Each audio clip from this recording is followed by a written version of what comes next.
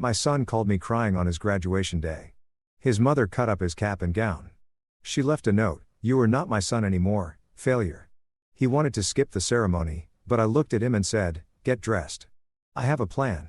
When they called his name for valedictorian, the auditorium erupted. His mother's face went pale when she saw the late afternoon sun filtered through the Venetian blinds of my downtown office, casting long shadows across the mahogany desk where I'd spent countless hours building my career as an architect. I was reviewing blueprints for the Morrison Center when my phone rang. The caller ID showed Drew Griffin, my son. "Hey, buddy," I answered, expecting to hear excitement about his upcoming graduation ceremony. Instead, what came through the speaker made my blood run cold. Sobbing raw. Broken sobbing that no 17-year-old should ever have to produce. "Dad." Drew's voice cracked. She destroyed them." "Slow down," I said. My mind already racing through possibilities. "What happened?" "Mom cut up my cap and gown. There's pieces everywhere. She left a note on my bed." His breath hitched. "It says, 'You're not my son anymore.' Or failure." My hand tightened around the phone until my knuckles went white. 20 years of marriage to Candace Mlan, and I thought I'd seen the worst of her cruelty. I was wrong. "I can't go to graduation, Dad. I can't face everyone.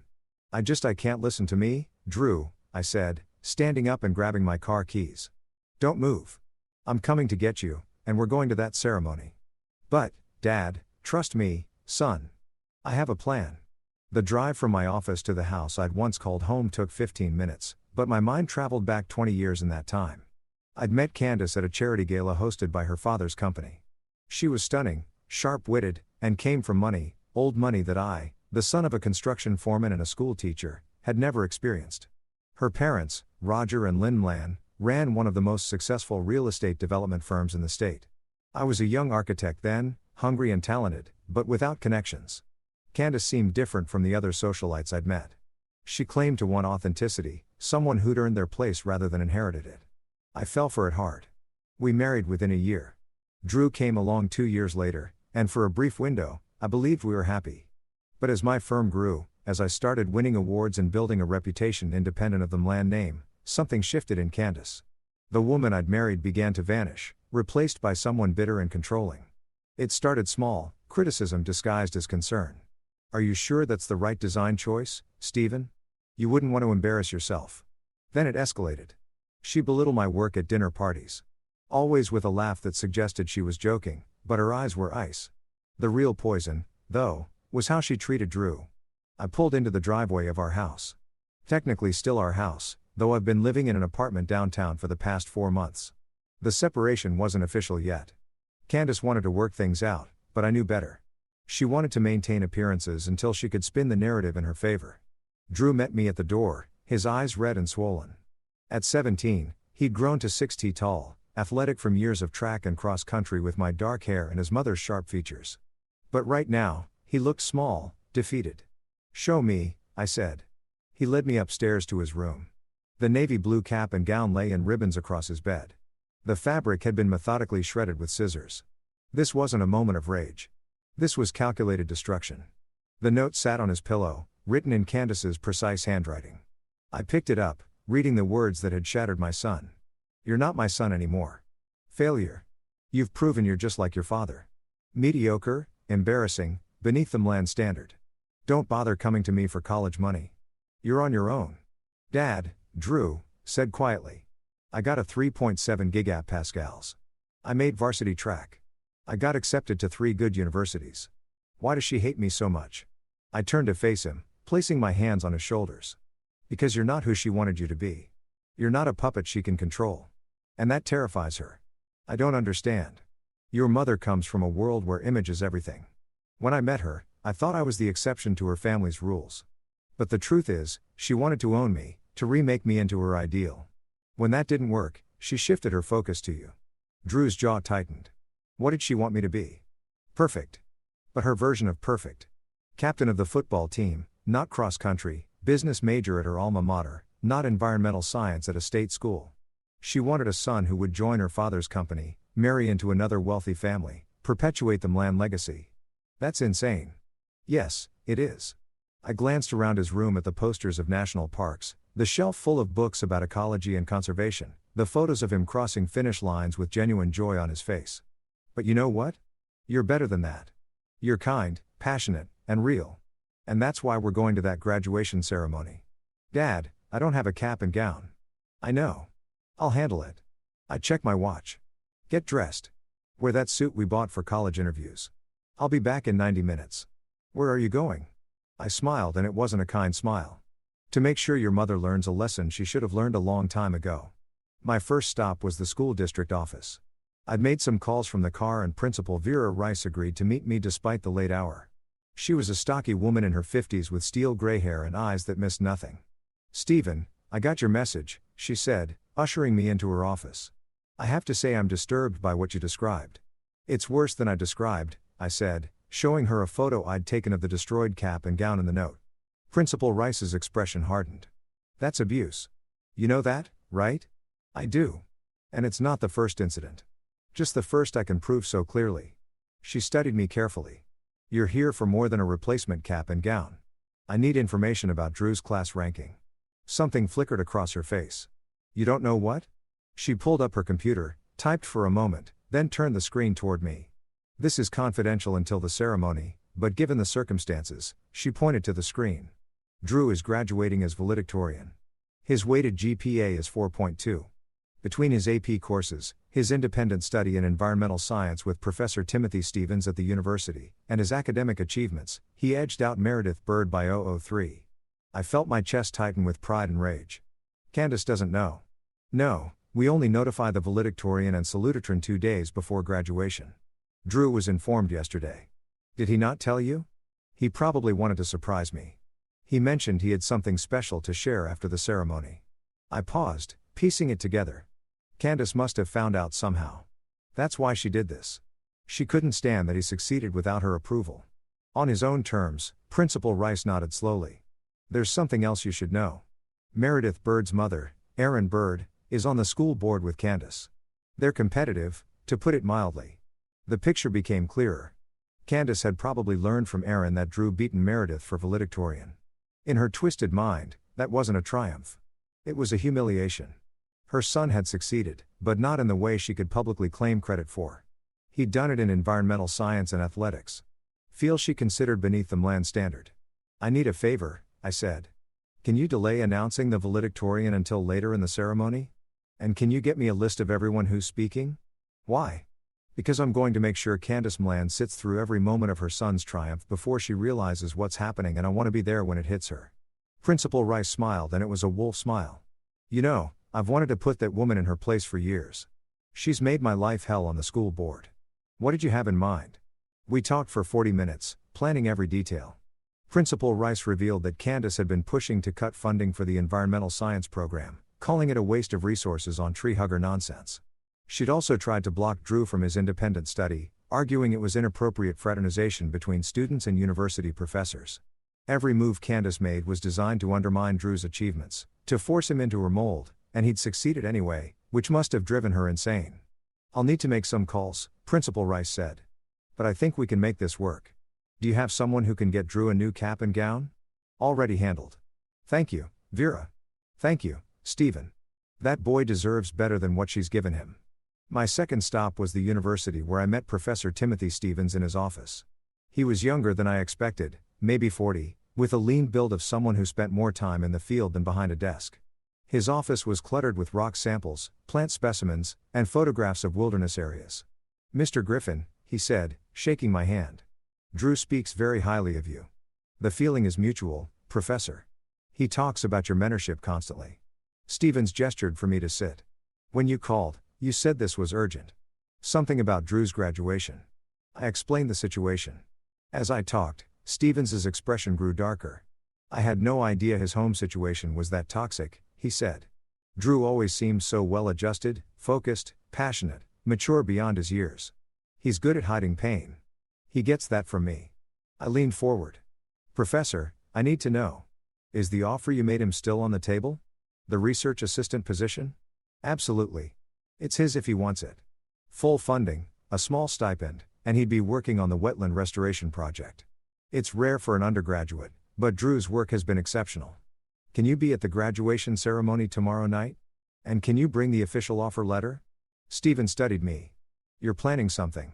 I'm planning to show my son that his accomplishments matter, that the people who truly care about him recognize his worth, and I'm planning to show his mother that her control is over. I'll be there. My third stop was a men's clothing store downtown. The owner, Arnold Costa, had been a client years ago when I designed his flagship store.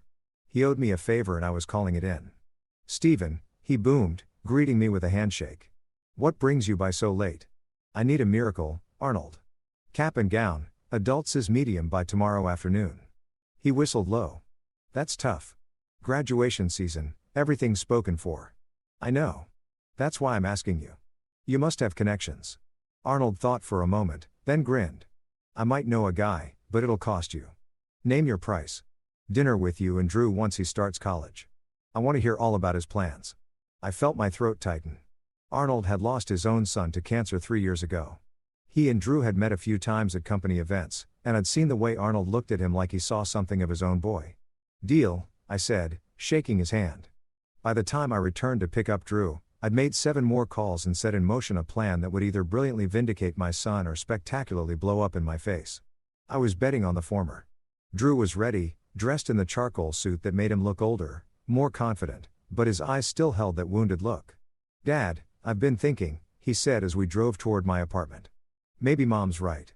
Maybe I'm a failure. I mean, I'm not going to an Ivy League school. I'm not studying business. I'm not. Stop. I said firmly. Drew, look at me. He turned and I saw my son. Truly saw him. Not the kid Candace wanted him to be, but the young man he'd become despite her. Do you know what I see when I look at you? I asked. I see someone who chose passion over prestige, who chose authenticity over appearances. You could have played the game, son. You could have joined the business club, dated the right girls, said the right things. But you didn't because that would have been a lie. And you're not a liar. But what if she's right? What if I can't make it on my own? Drew, I need to tell you something. Something I should have told you years ago. I pulled into the parking lot of my apartment and turned off the engine. Your mother and I are getting divorced. I've already filed the papers, and I'm not going to fight for the house or the cars or any of that. You know what I'm fighting for? What? You full custody. And once you turn 18 next month, that won't matter legally anymore. But what will matter is this. You'll never have to apologize for being yourself again. You'll never have to shrink yourself to fit into someone else's idea of who you should be. Drew's eyes filled with tears. I thought you were trying to fix things with her. You said you were working it out. I lied. I'm sorry. I didn't want you to worry during your senior year. But the truth is, I've been building a case for months, documenting her behavior, gathering evidence. Today's incident, that's the nail in the coffin. You're really leaving her? I already left her, son. I've just been waiting for the right moment to make it final. And tomorrow night at your graduation, I'm going to make sure everyone sees exactly who Candace Mlan really is. Drew wiped his eyes. What are you planning? I smiled. You'll see. But I need you to trust me. Can you do that? He nodded slowly. What do I need to do? Show up. Be yourself. And when they call your name, walk across that stage like you own it. Because you've earned it, Drew. Every step. We spent that evening in my apartment eating takeout Chinese food and talking about everything except graduation. I asked about his plans for college, his research ideas, his goals. For the first time in months, I saw him light up. Saw the passion that Candace had tried so hard to extinguish. Around midnight, he fell asleep on my couch. I covered him with a blanket and sat in the chair across from him, watching him sleep like I had when he was a baby. Back then, I'd promised him I would protect him from the world. I'd failed at that for too long, letting Candace's poison seep into our lives. But tomorrow, I would make it right. The next morning, I made breakfast while Drew showered. My phone buzzed with messages from Principal Rice, Professor Stevens, and several others confirming the plan. Everything was falling into place. Dad, Drew called from the bathroom. The ceremony starts at 7 o'clock. What time should we leave? 5:30. I need to make a stop first. Where? You'll see. At 5 o'clock, Arnold Costa called. Got your package. Where do you want it delivered? The high school. Principal Rice's office. You're a lifesaver, Arnold. Don't thank me yet. Wait till you see what I managed to pull off. We arrived at the school at 5:45. The parking lot was already filling with families, students milling around in their caps and gowns, taking photos. Drew tensed beside me. What if I see Mom? Then you look her in the eye and you smile because she doesn't control you anymore. Principal Rice met us at the side entrance holding a garment bag. "Stephen Drew, come with me." In her office, she unzipped the bag to reveal not just a cap and gown, but the gold honor cords for valedictorian and a special sash embroidered with the school's crest. "Arnold really came through," I murmured. "There's more," Principal Rice said. She handed Drew an envelope. "Your speech? I took the liberty of printing it out since you probably don't have access to the one at your mother's house." Drew Unk greater than S eyes widened. "How did you? You emailed it to me for review last week. Remember? I saved it." She smiled. "Drew, you're going to knock them dead tonight." While Drew changed, Principal Rice pulled me aside. "Candace is already here. She's sitting in the front row with her parents. She's been telling everyone that Drew isn't attending, that he's unwell." "Perfect. Stefan, are you sure about this? Once we start, there's no going back." I've never been more sure of anything in my life. The ceremony began at 7 sharp. The auditorium was packed with nearly 400 graduating seniors and their families. I sat in the middle section, far enough from Candace that she wouldn't spot me immediately, but close enough to see her reactions. She looked impeccable as always. Designer dress, perfect makeup, hairstyled, and elegant waves. Next to her sat Roger and Lynn Mlan, her parents both looking equally polished and cold. I'd never liked them, and the feeling was mutual. To them, I was the working class interloper who'd somehow tricked their daughter into marriage. The opening remarks began. Principal Rice spoke about achievement, perseverance, and the diverse paths to success. I saw Candace checking her phone, barely paying attention. Then came the student performances. The orchestra played, the choir sang, and through it all, there was no mention of Drew. Candace looked smug, satisfied that she'd successfully cowed her son into staying home. The processional began and graduates filed in alphabetically. When the G's started, I watched Candace's face. She was still on her phone, not even looking up. Then Drew walked in. He moved with quiet confidence, his chin up, wearing the cap and gown she destroyed. The gold cords gleamed against the navy fabric. He didn't look at her, didn't acknowledge her presence. He simply walked to his assigned seat and sat down with perfect composure. I saw the moment Candace noticed her head snapped up, her face going white, then red. She leaned over to whisper furiously to her mother, who looked equally shocked. Roger Mlan's expression was harder to read, but I caught a flicker of something. Maybe respect crossed his face as he looked at Drew. The ceremony continued. Awards were announced. Perfect attendance scholarship recipients department honors. Drew's name was called for the Environmental Science Award presented by Professor Stavens himself. As Drew walked to the stage, Stephen shook his hand warmly and said something that made Drew smile. The microphone caught his words. "We're lucky to have you joining our research team this fall." Murmurs rippled through the audience. Candace's face was a mask of fury. Research assistant positions at the university were prestigious, usually reserved for graduate students. Her son had earned something she couldn't buy or control. More awards followed. Drew received the cross-country MVP, the Community Service Award, and the Principal's Achievement Award. Each time his name was called, each time he walked across that stage with dignity and grace, I saw Candace's expression grow darker. Lynn Mlan leaned over and whispered something sharp to her daughter. Candace's jaw tightened, but she remained seated, maintaining the appearance of support even as her world crumbled. Then came the moment I'd been orchestrating. Principal Rice returned to the podium. "Now I have the great honor of introducing our salutatorian and valedictorian. These students have demonstrated exceptional academic achievement, leadership, and character." Candace straightened in her seat. This was what she'd been waiting for, the confirmation that some other student had outperformed Drew. Our salutatorian, graduating with a weighted GPA of 4.17, is Meredith Bird. Applause erupted. Meredith stood, looking genuinely thrilled, and made her way to the podium. Erin Bird was on her feet, camera flashing, beaming with pride. I saw her glance at Candace with barely concealed satisfaction. Candace clapped politely, but I could see the calculation in her eyes. If Meredith was salutatorian with a 4.17, then the valedictorian had to be someone else with a higher GPA. Maybe that Dennis kid from the debate team or Flora from the science club. Meredith gave a lovely speech about friendship and following your dreams. It was sweet, heartfelt, and I could see Drew smiling as he listened. Then, Principal Rice returned to the microphone. And now graduating with a weighted GPA of 4.2, having completed multiple advanced placement courses, an independent research study at the university level, and demonstrated exceptional leadership both in academics and athletics, our valedictorian, Drew Griffin. The auditorium erupted. I watched Candace's face go from confusion to disbelief to absolute horror. Her mouth opened and closed like a fish, gasping for air. Lynn Mlan grabbed her daughter's arm, hissing something I couldn't hear. Roger Mlan, to my surprise, started clapping. Drew stood and the applause grew louder. His cross-country teammates were on their feet whooping and cheering. The Environmental Science Club joined in, then more students, then parents until the entire auditorium was standing. Everyone except Candace and Lynn. Drew walked to the podium and I saw him take a deep breath. This was the moment that could break him or make him. The moment he could show his mother that her words, her cruelty, her judgment, none of it mattered. He looked out at the crowd and his eyes found mine. I nodded. He smiled. "Thank you," he began, his voice steady and clear. "When I was asked to write this speech, I struggled with what to say. How do you sum up 12 years of education, of growth, of becoming who you're meant to be?" The room quieted, everyone leaning in to listen. "I decided to talk about expectations," Drew continued. "We all face them. The expectations of our parents, our teachers, our peers, society. Some expectations lift us up, challenging us to be better. Others weigh us down, trying to shape us into something we're not."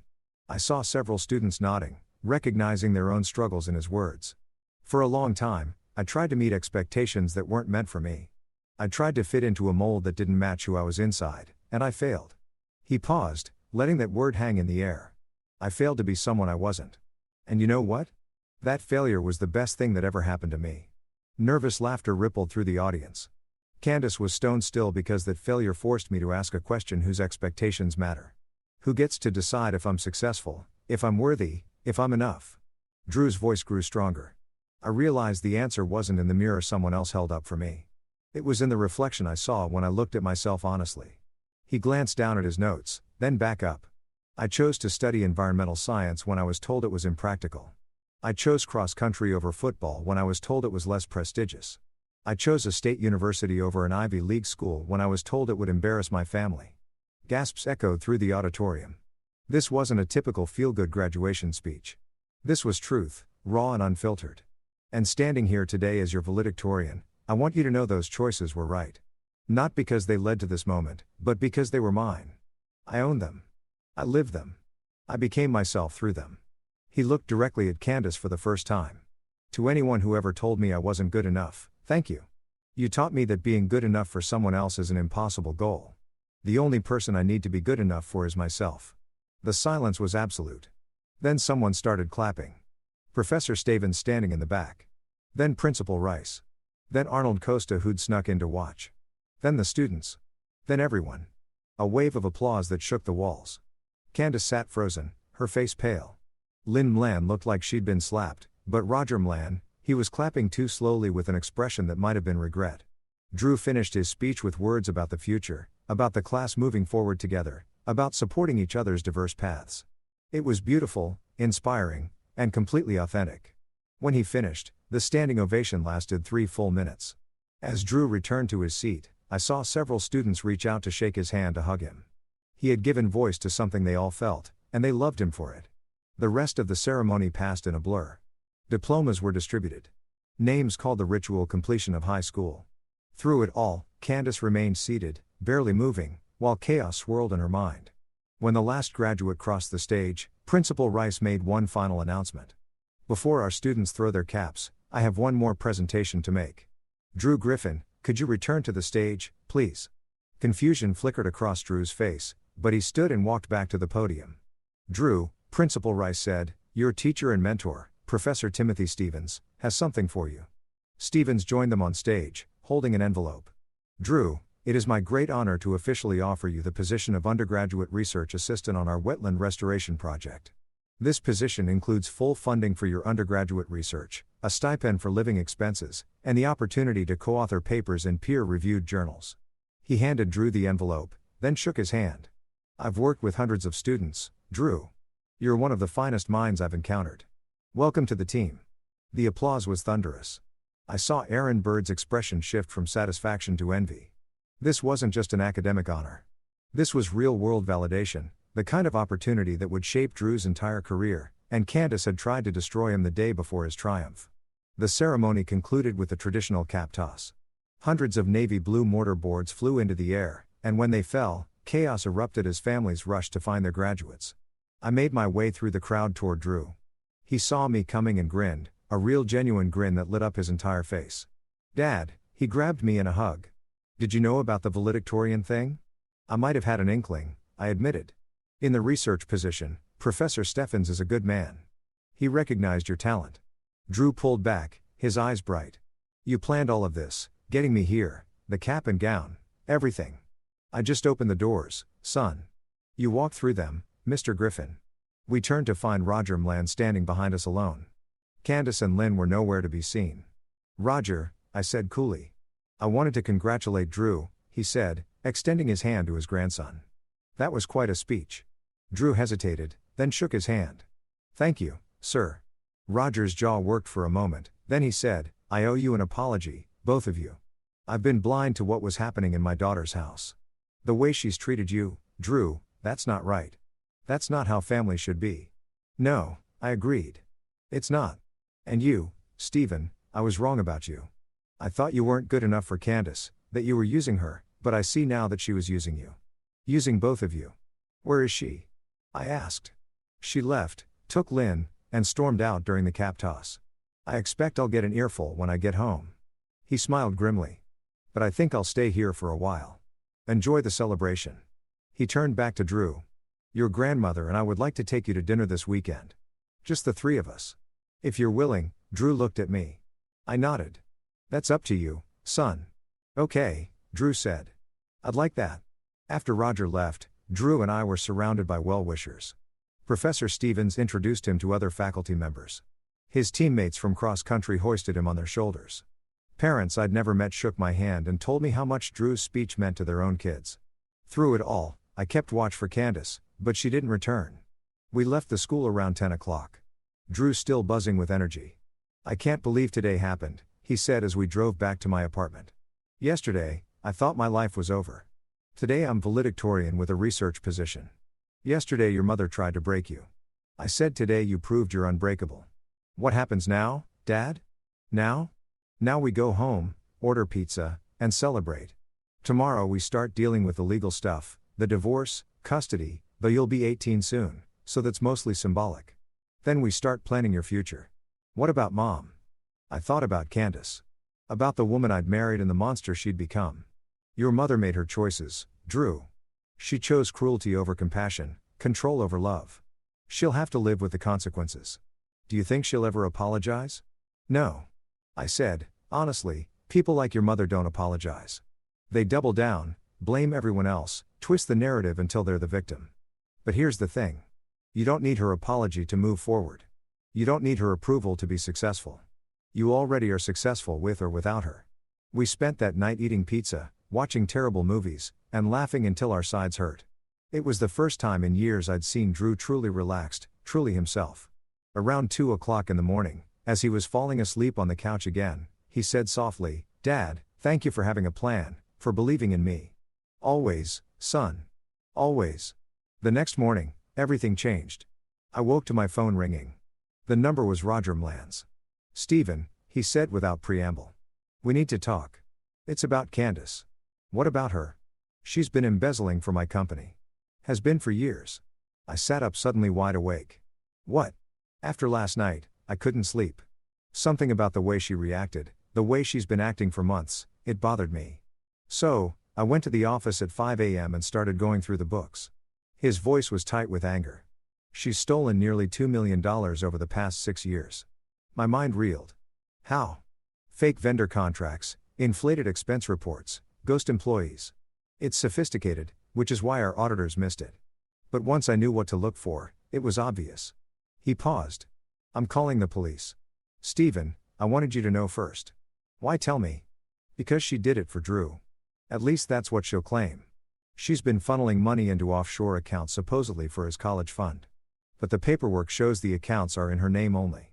I thought about the note she'd left. Don't bother coming to me for college money. She hadn't meant she wouldn't pay. She meant the money she'd stolen for him was now hers. Her final punishment for his failure. What do you need from me? I asked. Nothing. Just take care of my grandson. And when the news breaks, help him understand that this isn't his fault. The police arrested Candace Mland that afternoon. The charges were extensive. Embezzlement, fraud, money laundering. Her bail was set at $1 million, which Lynn Mlan paid without hesitation, but the damage was done. The story hit the news that evening. Local socialite arrested for embezzling from family business. The article detailed the charges, included a photo of Candace being led away in handcuffs, and mentioned her prominent role in society. It also mentioned that her son had graduated as valedictorian the previous night. Drew watched the news in silence, his face unreadable. When it ended, he turned to me. "Did you know? Not until this morning, your grandfather called me. She stole from me. She stole for herself, Drew. She claimed it was for you, but the accounts are in her name. She was using you as justification for her crimes." He absorbed this, then shook his head. Everything she did, every criticism, every cruel word.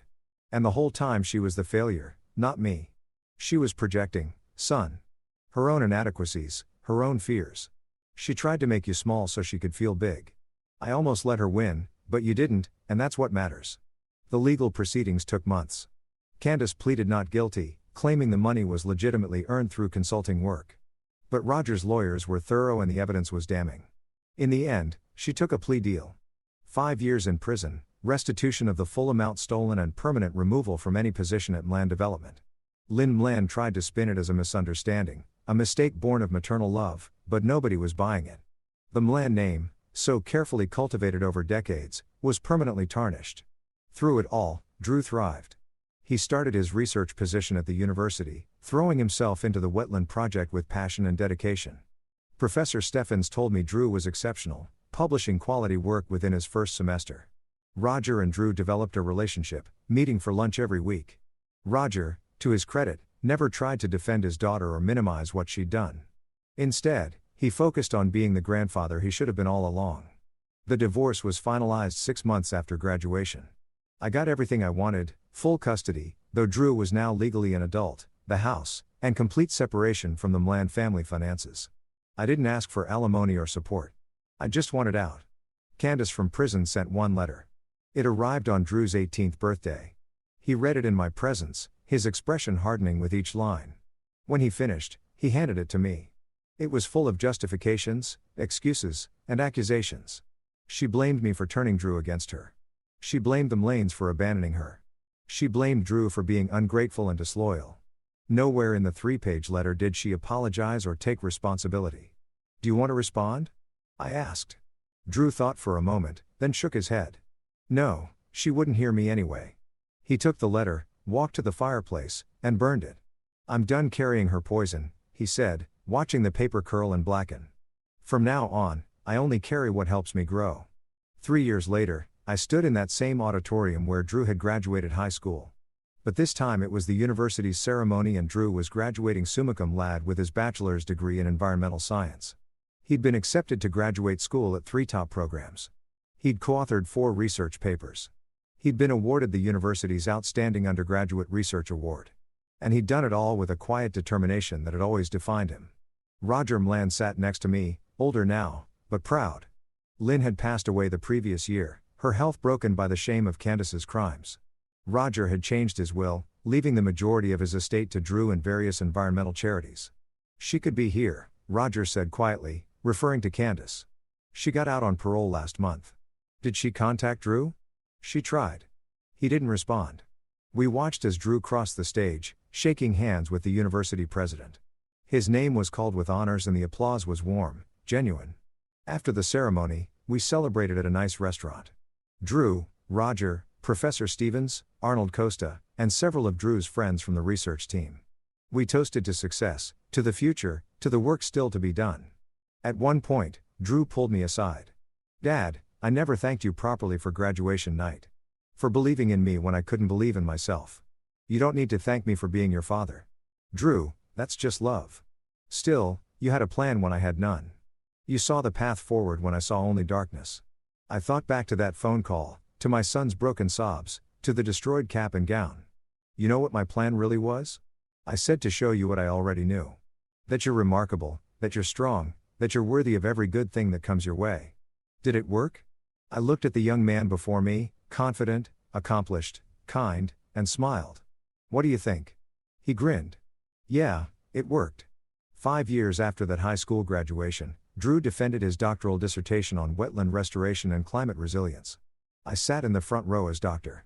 Drew Griffin, at just 26 years old, joined the ranks of environmental scientists working to save the world. Candace never attended any of it. After her release from prison, she'd moved to another state, cutting all contact with Drew. I heard through Roger that she'd remarried, this time to a man with money and no children. She'd apparently reinvented herself as a consultant, though her criminal record made that difficult. Sometimes Drew would get quiet and I knew he was thinking about her. The mother who should have loved him but chose cruelty instead. But those moments grew rarer over time, replaced by the fullness of a life well lived. On the night of his dissertation defense, we went back to my apartment, the same one where we'd eaten pizza after his high school graduation. "Dad," Drew said, "I've been thinking about that night when you said you had a plan." "Yeah. What would you have done if it hadn't worked?" "If I'd still been too broken to go to graduation, I'd never told him the full truth, then we would have skipped it. We would have gotten in the car and driven to the coast, spent the weekend hiking in the redwoods, and we would have made our own ceremony, just the two of us. But the valedictorian reveal, Mom's reaction, all of that would have been meaningless if you weren't ready. The plan wasn't about revenge, Drew. It was about showing you that your accomplishments matter regardless of her opinion. If you needed time to heal instead, that would have been the plan." He smiled. "You always knew the right choice." "No, I just knew that choosing you would always be right." We sat in comfortable silence for a while. Then Drew said, "I heard from Roger. He ran into Mom at some charity event. She asked about me." "What did he tell her?" "That I'm happy, successful, that I don't need her." "How did she react?" "He said she looked sad, maybe even regretful. But then she changed the subject, started talking about her new husband's business." "Some people never change," I said. "No." Drew agreed. "But some people do. You did, Dad. You went from trying to save a marriage to saving your son. That's change. That's just clarity. Realizing what matters most." Drew leaned back against the couch.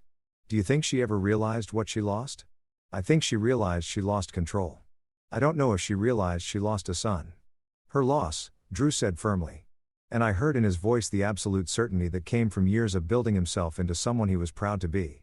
10 years after that fateful graduation night, I walked Drew down the aisle at his wedding. His bride, Renee Stevens, Professor Timothy Stephen Unk's daughter, whom he'd met during his undergraduate research, was radiant. They'd bonded over shared passion for environmental work and a shared understanding of complicated family relationships. Roger Mlan was there, elderly but still sharp, beaming with pride. Arnold Costa sat in the third row, having become like an uncle to Drew over the years. The church was full of friends, colleagues, and people whose lives Drew had touched through his work. Candace was not invited. We hadn't heard from her in years. As I placed Drew's hand in Renee's, I thought about that 17-year-old boy who'd called me crying, convinced his life was over. And I looked at the man he'd become, Dr. Drew Griffin, published scientist, loving partner, someone who'd turned pain into purpose. "Take care of him," I whispered to Renee. She smiled. "He can take care of himself, Mr. Griffin. But I'll stand beside him anyway." At the reception during the father-son dance, Drew said, "You know what? What I remember most about that graduation night." "What's that?" "The way you said I have a plan like it was a fact, not a hope. Like you knew without doubt that everything would be okay." I was terrified. I admitted I had no idea if any of it would work. "But you sounded so sure because I was sure of you, Drew. I was sure that if I gave you a chance, if I showed you that someone believed in you, you'd find your way. And you did." He hugged me tight. "Thank you, Dad, for that night. For every night since, for teaching me that the people who love you don't try to break you, they help you build yourself stronger." Later, during the toasts, Roger Mlan stood. His hands shook slightly as he raised his glass. "I want to tell you all something," he said. 10 years ago, my daughter tried to destroy my grandson. She cut up his graduation gown, called him a failure, tried to convince him he was worthless. The room went silent. But this young man's father had a different plan. He showed Drew that real strength isn't about controlling others. It's about believing in yourself. That real success isn't about meeting someone else's standards. It's about exceeding your own. Roger's eyes found mine. Stephen Griffin is a better man than I gave him credit for. And Drew is everything a grandfather could hope for. Not because of the degrees or awards, but because he's kind. He's genuine. He's his own person." He raised his glass higher. "To Drew and Renee, may you build a life as authentic and beautiful as the love you share." The toast was met with thunderous applause. That night, as the celebration wounded down, I stepped outside for air. The summer night was warm, stars bright above the city lights. "Dad," I turned to find Drew standing in the doorway. "Everything okay?" I asked. "More than okay," he joined me, looking up at the stars. "I was just thinking 10 years ago. I thought my world was ending. And in a way, it was the world Mom wanted for me. The person she wanted me to be that died that night and something better was born." "Yeah." He smiled. "You know, sometimes I wonder what would have happened if you hadn't answered that call. If I'd faced that night alone, you never would have been alone, Drew. Even if I'd been on the other side of the world, I would have found a way to be there for you. I know. That's what I've learned from you. That real love isn't about grand gestures or perfect words. It's about showing up, being present, having a plan even when everything seems hopeless." We stood together in comfortable silence, father and son, watching the stars, and thinking about the long road from that devastating phone call to this moment of triumph. "She called," Drew said suddenly. "I stiffened Candace yesterday. I don't know how she got my number. She said she wanted to congratulate me on the wedding, that she hoped we could reconnect. What did you say?" I told her I'd think about it. Then I hung up. "And have you thought about it?" He took a deep breath. "I think she's still my mother. Part of me will always wonder if she's changed. If there's a chance for something different, but the bigger part of me knows that even if she has changed, I don't owe her access to my life. She lost that privilege when she chose cruelty over love. That's wise, son. I learned from the best." He turned to me. "You could have poisoned me against her. Could have spent years telling me how terrible she was, but you didn't. You let me see it for myself. Let me make my own choices. That took strength. You deserve the truth, not my version of it. Still, thank you." He checked his watch. "I should get back. Renee will wonder where I disappeared to." As he turned to leave, I called after him. "Drew." "Yeah, Dad. I'm proud of you. Not because you're Dr. Griffin or because you published papers or won awards. I'm proud because you chose to be kind when you could have been bitter. You chose to build when you could have destroyed. You chose yourself when the world was telling you to be someone else." His eyes glistened. "That's because I had you showing me the way." He went back inside and I stayed a moment longer under the stars. Somewhere out there, Candace Mlan was living her life. Probably convinced she'd been wronged, that she was the victim of circumstances beyond her control. But here, in this moment, her son was celebrating a love she'd never understand, surrounded by people who valued him for exactly who he was.